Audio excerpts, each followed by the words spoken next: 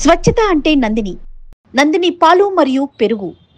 Pastor Praveen పగడాల death mystery అయితే ఇంతవరకు దాదాపు వారం రోజులు కావస్తోంది. ఇంతవరకు ఆ మిస్టరీ వీడలేదని చెప్పాలి.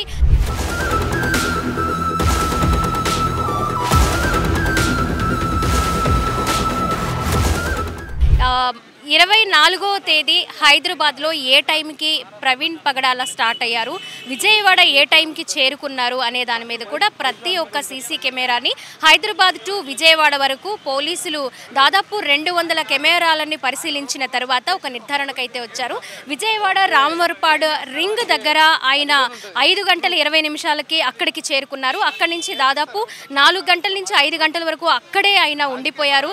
చాలా నీరసంగా ఉన్నారు. 2 గంటల పాటు పక్కనే ఉన్న పార్క్ బెంచ్ లో ఆయన పడుకుని ఉన్నారు అని ప్రత్యక్ష సాక్షులు చెప్తూ ఉన్నారు. ఇక్కడ మనకి రామవరపాడు రింగ్ దగ్గర ఒక కార్నర్ లో ఉన్న అమరావతి టీ స్టాల్ దగ్గర ఉన్నారు. ఇక్కడ ప్రత్యక్ష సాక్షి అయితే మనతో ఉన్నారు. ఆయన మాటల్లో మనం తెలుసుకుందాము. ఇక్కడ ఏ టైంకి పాస్టర్ ప్రవీణ్ పగడాల చేరుకున్నారు, అక్కడ ఆయన పరిస్థితి ఎలా ఉంది, ఆయన లైవ్ లో చూశారు, కొన్ని సలహాలు కూడా ఇచ్చారట. ఇక్కడే ఉండండి, కొంత టైం మీరు రెస్ట్ తీసుకుంటే కాస్త ఫ్రీ అవుతారు అనే సలహాలు కూడా ఇచ్చారని ఆయన మాటల్లో మనం వింటున్నాం. ఒకసారి మాట్లాడే ప్రయత్నం చేద్దాం.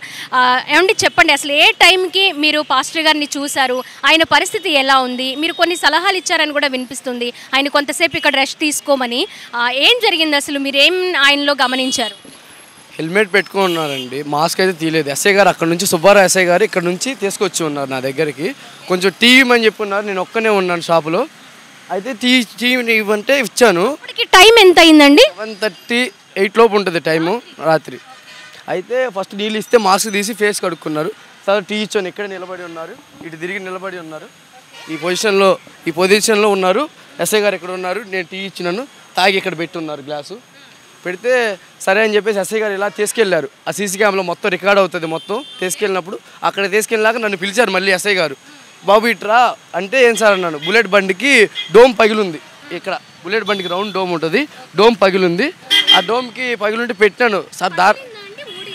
పగిలి ఊడింది, మొత్తం పగిలింది, ఊడిపోయింది మొత్తం.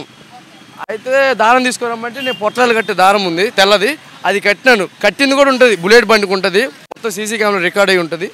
తర్వాత ఉండలేదు, దారం ఉండకపోతే ఇనుప సువ్వు ఉంది నా దగ్గర, అది తీసుకొద్దామని ఇలా వచ్చినాను. పాస్టర్ గారు అక్కడ కూర్చొని ఉన్నారు, హెల్మెట్ పెట్టుకొని ఉన్నారు, మాస్క్ తీసుకున్నారు. అయితే ఎస్ఐ గారు లోపల చూద్దామని చెప్పేసి అటు వెళ్ళారు. నేను ఇక్కడికి వచ్చినాను, బండి వేసుకుని వెళ్ళారండి.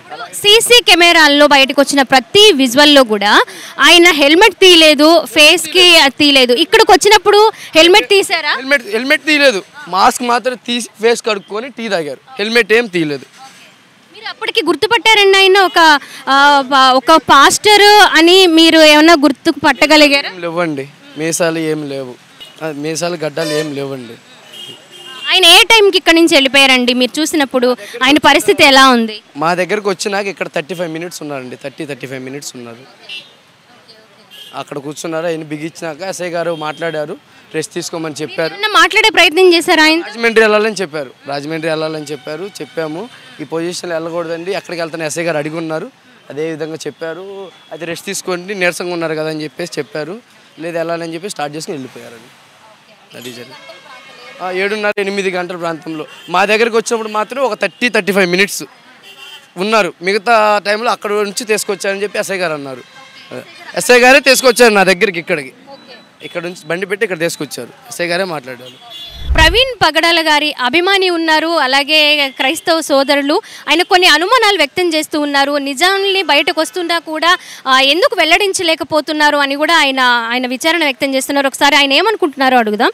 సార్ చెప్పండి, మీరు ఏమనుకుంటున్నారు? ప్రవీణ్ పగడాల గారు ఇక్కడికి వచ్చారు, ఎస్ఐ గారు నేను మాట్లాడాను, తీశానని అంటున్నారు. మరి హెల్మెట్ పగిలిపోయి ఉంటే ఆయన ఇక్కడ పడిపోయాడంటే ప్రతి వారిని కూడా ఇలా ఎంక్వైరీ చేసి సార్ మీరు ఎవరైనా అడగరు కదా పోలీసులు. అది ఎక్కడి నుంచి వచ్చారు ఏంటని తెలిసినప్పుడు ప్రతి సీసీ కెమెరా ఉంటుంది. ఇటు చూస్తేనేమో బెంచ్ సర్కిల్ సీసీ కెమెరా ఉంటుంది, ఇటు వస్తేనేమో మన బిఎస్ఎన్ ఆఫీస్ దగ్గర సీసీ కెమెరాలు ఉంటాయి. మరి ఇవన్నీ పరిశీలిస్తే ఆయన ఎలా వచ్చాడు ఏంటనేది తెలిసింది కదా.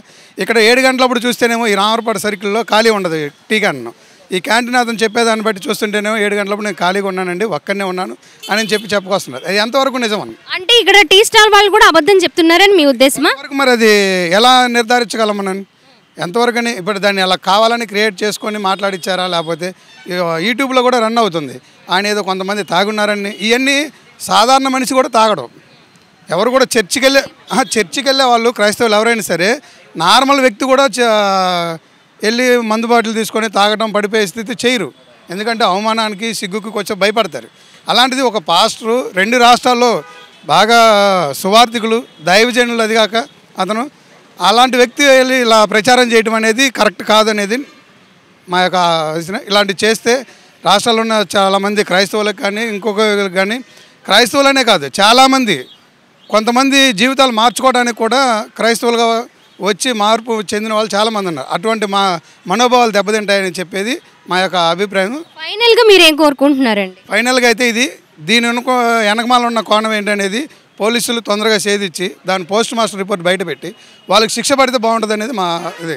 కక్షపూరితమైన విధం కాదు మా క్రైస్తవం అనేది, క్షమించి వదిలేయచ్చు. కానీ ఇంకొకరికి జరగకూడదు ఇలాంటిది. ఏదో ఒక మణిపూరో లేకపోతే ఒక గుజరాత్లోనే జరిగినాయి, ఇప్పుడు ఇవాళ ఆంధ్రాలో జరుగుతున్నాయి అంటే అది ఒక రకంగా మనం చూడాల్సిన విషయం. దాన్ని ప్రతి ఒక్కరూ ఆలోచించి దాన్ని ముందుకు తీసుకుపోతారని చెప్పి దాని వెనకమాల ఉన్న ప్రతి ఒక్కరిని బయటికి లాక్కొస్తే బాగుంటుంది అనేది మీ మీడియా ప్రతినిధుల ద్వారా మా యొక్క వినపం తెలియపరుస్తాం. కావాలని ఒక డమ్మీ ప్రవీణ్ని క్రియేట్ చేసి కావాలని అలా చేశారు. ఇంకోటి ఆయన 11:30కి మందు తీసుకున్నట్టుంది. మందు తీసుకున్న తాగి ఆ బాటిల్ పడేయాలి కదా ఎవరైనా. కానీ చనిపోయిన దగ్గర కూడా 11:40కి ఆ బాటిల్ ఉంది, కానీ ఆ బాటిల్ పగలలేదు. ఆయన ఆ బాటిల్ పెట్టుకోవడానికి ప్లేస్ ఉండాలి కదా, ట్యాంక్ కవర్ ఉండాలి కదా. ట్యాంక్ కవరే లేదు బండికి. అంటే హైదరాబాద్ నుంచి విజయవాడ రావడానికి మధ్యలోనే ఆయన ఎవరో ఏదో చేసేసారు, డమ్మీ ప్రవీణ్ని ఇక్కడికి పంపి. ఇప్పుడు ఆయన మందు తాగాడు అనుకుంటే మందు తాగిన బాటిల్ ఎవడైనా పడేస్తాడు కదా. సీన్ ఆయన చనిపోయేదాకా బాటిల్ ఎలా పట్టుకొని డ్రైవింగ్ చేస్తాడు? బ్యాగ్లో పెట్టుకొని ఎవడైనా పడేస్తాడు, మందు దగ్గర ఎవడైనా పడేస్తాడు దాన్ని. కానీ ఎలా పట్టుకొని ఆ సీన్ క్రైమ్ దాకా ఎలా తీసుకొచ్చారు? అక్కడ ఫోటోల్లో ఆల్రెడీ బాటిల్ ఉంది. ఈయన కావాలని మందు తాగి చనిపోయాడని చెప్పడానికి మాత్రమే కావాలని ఆ బాటిల్ అక్కడ పెట్టేశారు. ఇప్పుడు ఆయన బైక్ మీద ఎన్ని సిగ్నల్స్ మారారు, ఎన్ని టోల్ గేట్స్ మారారు, కార్లు అడ్డొచ్చాయనే విజువల్స్ అయితే బయటకు వచ్చాయి. ఆయన ఎవరైనా ఆయన్ని ఢీ కొట్టి ఒక కార్ ఏదన్నా లేదా లారీ ఇలా జరిగి ఆయన పడిపోవడం అనే విజువల్ మాత్రం ఎక్కడ బయటికి రాలేదు. దానిపై మీరేమంటారు? ఆయన ఎక్కడో చంపేసి ఉండొచ్చు. ఆ చంపేసిన బాడీ అక్కడ పెట్టేసి ఈయనలాగా ఉండే ఒక ప్రవీణ్ని క్రియేట్ చేసి ఈయన యాక్సిడెంట్ అయినట్టుగా చూపించి ఆ బండి ఆయన మీద పెట్టడం జరిగింది. అది జరిగింది. ఆయన తాగినట్టు ఆయన ఇప్పుడు కనీసం ప్రాణాలు, ఇప్పుడు ఆ మనిషి ప్రాణం పోయేంత యాక్సిడెంట్ అయితే ఆ బాటిల్ పగలాలి, స్పెట్స్ పగలాలి, అవేం పగలలేదు. ఆ మనిషి ప్రాణం పోయింది. ఎలా పోయింది? అది అంత ఈజీగా ఎలా పోతుంది? ఆయన హెడ్ లైట్ లేకుండా ఎంత స్పీడ్ 70 మీద పడుతుంది, 60 మీద అయితే దెబ్బలు తగులుతాయి. కానీ ఆయన చనిపోయాడు కావాలని. ఆయన ఆల్రెడీ చంపేసే ఒక డమ్మీ ప్రవీణ్ని క్రియేట్ చేసి అక్కడ అలా యాక్సిడెంట్ చేసినట్టుగా ముందు నుంచే సీన్ కన్స్ట్రక్షన్ చేసుకొని చూపించారు. ఒకవేళ ఇక్కడ 7 గంటలు, నిజంగా 7 గంటలు 7:30 ప్రాంతంలో అయితే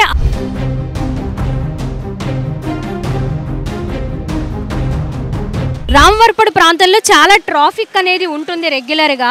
అలాంటి టైంలో ఇక్కడ ఆగిన ప్రతి ఒక్కరిని, రెస్ట్ తీసుకుంటున్న ప్రతి ఒక్కరిని ఎస్ఐ గారు వెళ్ళి అడగడం అనేది ఉండదు.